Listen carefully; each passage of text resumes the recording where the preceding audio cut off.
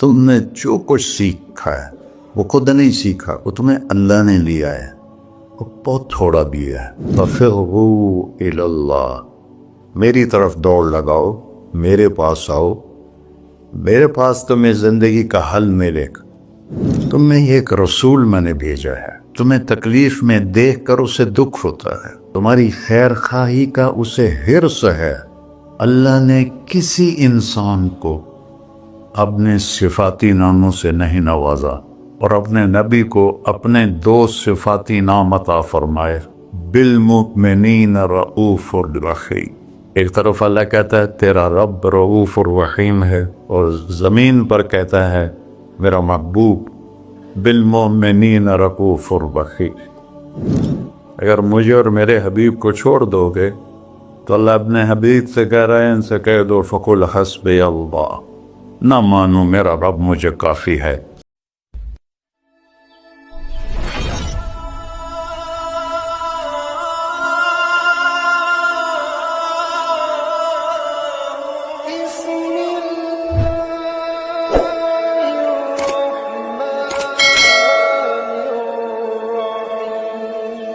انسان کے بارے میں اللہ تعالیٰ کی کتاب کہتی ہے کہ انہو کان ظلوما جہولا، بہت بڑا جاہل ہے اور بہت بڑا نادان ہے۔ باقی جتنی مخلوق ہے، ایک مچھر سے لے کر ہاتھی تک، ربنا الذی اعطا کل شیء خلقہ ثم ہدی، رب وہ ہے جس نے ہر چیز کو پیدا کیا اور اسے زندگی گزارنے کا صحیح طریقہ سمجھائے۔ کوئی جانور، کوئی دو پایا، کوئی چوپایا، کوئی پرندہ، کوئی کیڑا، کوئی مچھلی اپنے لائف سٹائل میں کوئی غلط نہیں کر سکتا۔ آپ شیپ کے سامنے گھاس رکھ لیں، بیٹھا رہے گا، نہیں کھائے گا۔ گوشت رکھیں گے تو کھائے گا۔ بکری کے سامنے گوشت رکھ دیں، نہیں کھائے گا۔ گھاس رکھیں، کھائے گا۔ یہاں کتنے شوگر والے بیٹھے ہوں گے، ان پہ آگے مٹھائی رکھو، کھا جان، حالانکہ پتہ بھی ہے کہ نہیں کھانی، پھر بھی کھائی ہوں، اپنے آپ کو تسلی دیں گے ادھی بلی بات کھا لوں۔ تو ایک تو انسان جاہل پیدا ہوتا ہے، لا تعلمون شیئا، تم کچھ بھی نہیں جان۔ پھر کسی نے کسی شعبے میں علم حاصل کیا، کوئی کسی شعبے میں، کوئی کسی شعبے، ان تمام کے اوپر ایک آیت اللہ نے ایسے پھیلا دی ہے، وَمَا أُوتِيتُم مِّنَ الْعِلْمِ إِلَّا قَلِيلًا، تم نے جو کچھ سیکھا ہے وہ خود نہیں سیکھا، وہ تمہیں اللہ نے لیا ہے، وہ بہت تھوڑا بھی ہے، إِلَّا قَلِيلًا، وہ تھوڑا بھی ہے۔ تو تھوڑے علم کے ساتھ کوئی کام بھی صحیح نہیں ہو سکتا۔ تو پھر کیا حل ہے؟ اللہ تعالیٰ نے کہا فَفِرُّوا إِلَى اللَّهِ، میری طرف دوڑ لگاؤ، میرے پاس آؤ، میرے پاس تمہیں زندگی کا حل ملے گا۔ یا اللہ تو اب اوپر ہے، کہاں سے تیری باتوں کا پتہ چلے گا؟ تو اللہ تعالیٰ نے فرمایا لَقَدْ جَاءَكُمْ رَسُولٌ مِّنْ أَنفُسِكُمْ، تم میں ایک رسول میں نے بھیجا ہے، عزیزٌ علیہ ما عنتم، تمہیں تکلیف میں دیکھ کر اسے دکھ ہوتا ہے، حریصٌ علیکم، تمہاری خیر خواہی کا اسے حرص ہے، خیر خواہی کا لالچ ہے، بالمؤمنین رؤوف الرحیم، اللہ نے کسی انسان کو اپنے صفاتی ناموں سے نہیں نوازا اور اپنے نبی کو اپنے دو صفاتی نام عطا فرمائے، بالمؤمنین رؤوف الرحیم، ان ربک لرؤوف الرحیم۔ ایک طرف اللہ کہتا ہے تیرا رب رؤوف الرحیم ہے، اور زمین پر کہتا ہے میرا محبوب بالمؤمنین رؤوف الرحیم، وہ آپ کے لیے رؤوف الرحیم ہے۔ تو رؤوف بہت نرم، حد سے زیادہ نرمی کرنے والا، رحیم ہر وقت رحمت کرنے والا، ہر وقت رحمت کرنے والا۔ رہ گئے تھوڑی سی دھمکی سنائے، فَإِن تَوَلَّوْا، اگر مجھے اور میرے حبیب کو چھوڑ دو گے تو اللہ اپنے حبیب سے کہہ رہے ہیں، ان سے کہہ دو فَقُلْ حَسْبِيَ اللَّهُ، نہ مانو میرا رب مجھے کافی ہے، علیہ توکلت وهو رب العرش العظیم، میرا اسی پر توکل ہے۔ تو کوئی بھی شعبہ ہو زندگی کا، ہمارے پاس علم تھوڑا ہے، آنکھیں وہاں تک دیکھ رہی ہیں، آگے نہیں، پیچھے نہیں دیکھ رہے، اب ادھر نہیں دیکھ رہی، اب ادھر نہیں دیکھ رہے، اب نیچے نہیں دیکھ رہے، ایک بول رہا ہے اور آپ سن رہے ہیں، یہاں دو شروع ہو جائیں تو آپ کو کچھ سمجھ میں نہیں آئے گا کہ کیا بولا جا رہا ہے۔ دیکھنا کمزور، سننا کمزور، سوچ کمزور، انسانی دماغ 4-5% سے زیادہ کام نہیں کرتا، بلکہ وہ سویا ہوا ہے، ورنہ جنت میں کھولے گا۔ تو ہماری سوچ ایک وقت میں دو چیزیں نہیں سوچ سکتے، ایک وقت میں دو چیزوں پر غور نہیں کر سکتے، تو لہذا فَفِرُّوا إِلَى اللَّهِ، اللہ کی طرف دوڑو۔ اللہ کی طرف دوڑنے کا اللہ سورہ نساء میں کہا فَلَا وَرَبِّكَ لَا يُؤْمِنُونَ حَتَّى يُحَكِّمُوكَ فِيمَا شَجَرَ بَيْنَهُمْ، میرے محبوب یہ پہلی قسم ہے قرآن کی، جو قرآن میں قسمیں ہیں، سورہ نساء پہلی قسم ہے، اور اتنا اس میں اظہار محبت ہے جس کو کسی بھی زبان میں منتقل نہیں کیا جا سکتا۔ میں کوشش کرتا ہوں تھوڑا واضح کرنے۔ قسم کھانے والا خود رب ہے، خود آپ ہے، اور کیا کہہ رہا ہے؟ مجھے آپ کے رب کی قسم۔ اس سے لگتا ہے کہ قسم کھانے والا رب کوئی اور ہے اور رب محمد کوئی اور ہے۔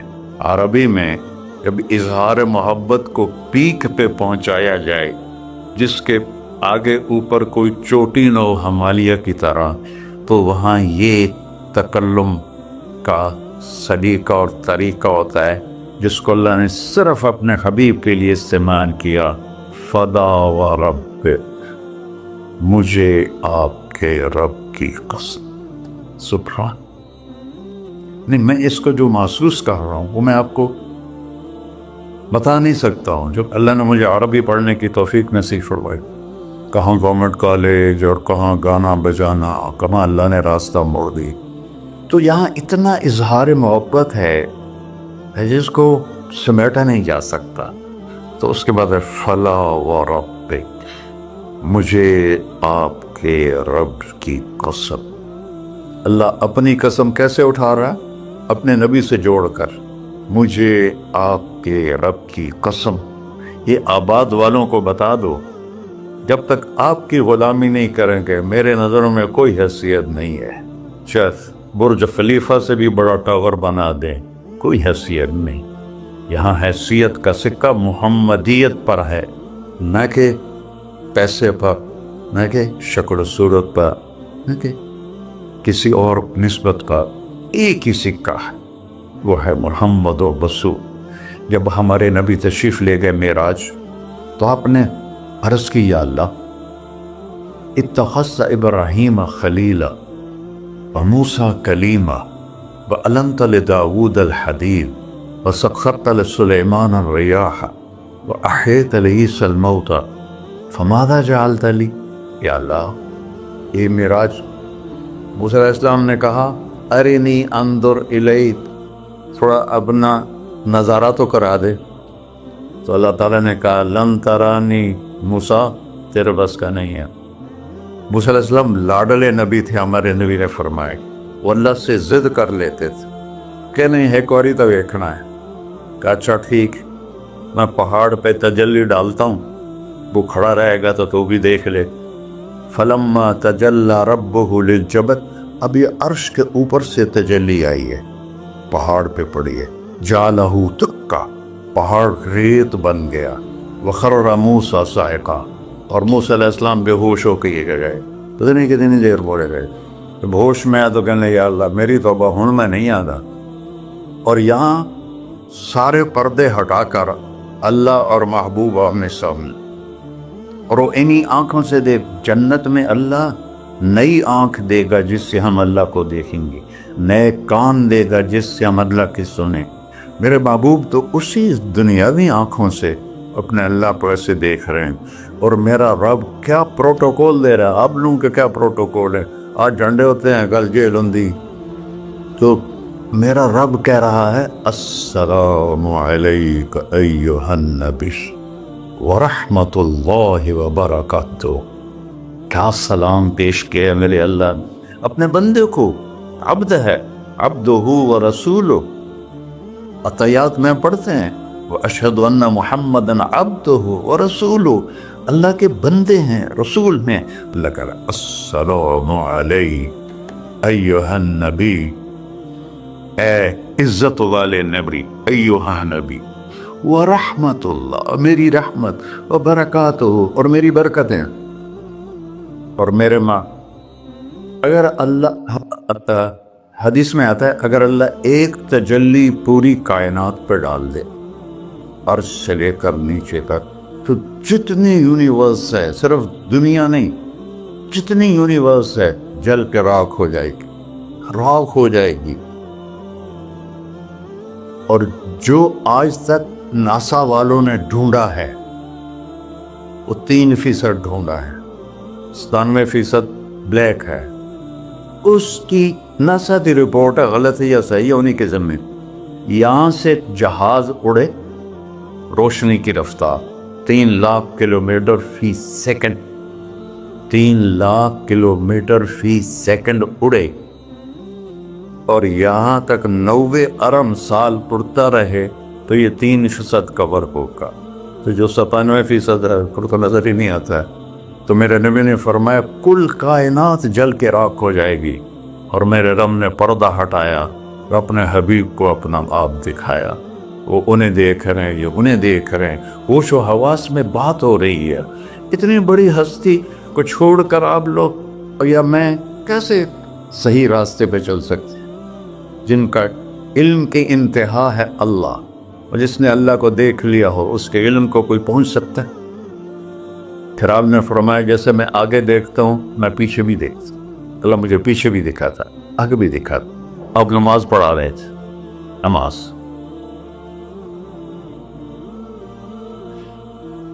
چلنا شروع کر دیا, چلتے چلتے چلتے دیوار کے ساتھ کھڑے ہو. آپ کے زمانے میں محراب نہیں ہوتا تھا. محراب اور مینار یہ 2 چیزیں حضرت عمر بن عبدالعزیز نے اضافہ کی. کھڑے رہے پھر پیچھے ہٹنا شروع کیا, اور مصلی کے کنارے پر جا کر کھڑے ہو.